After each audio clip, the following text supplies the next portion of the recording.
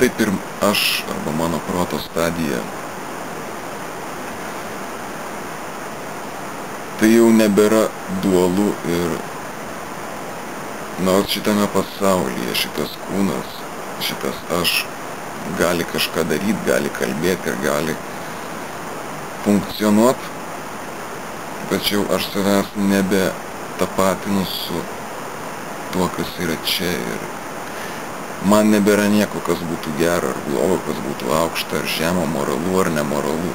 Nebeegzistuoja vyras ar moteris, gera ar bloga, kairė arba dešinė. Kai pakili aukščiau virš proto, virš visų minčių ir supranti, kad mes tiesiog identifikuojame save su mūsų mintimis apie save. Aš esu tas ir anas, mano vardas toks, man tiek ir tiek metų, aš turiu tą ir tą, aš turiu mašiną, kuri vadinasi taip ir taip, tokios ir tokios markės ir bankė turiu tiek ir tiek pinigų. Visą tai yra mintis, kurios sklinda realybėje, su kuriomis tu tapatini save. Ir tu tampi toks užmygęs, tu taip pamiršti save, kad tu visą laiką girdi tas mintis ir tu save tapatini su tomis mintimis.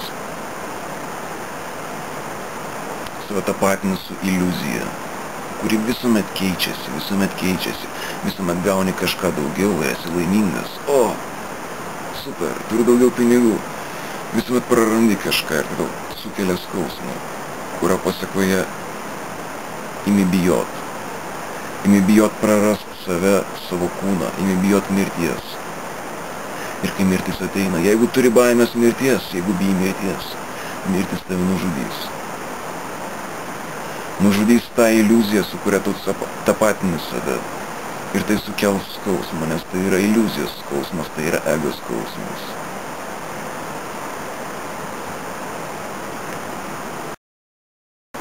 Bet vienaip ar kitaip, tai yra pirmas video lietuvių kalboje. Aš norėčiau padaryti ir daugiau. Tačiau kameros baterija senka ir gali išsikrauti kiekvieną akimirką, dėl to aš einu į pabaigą. Viskas.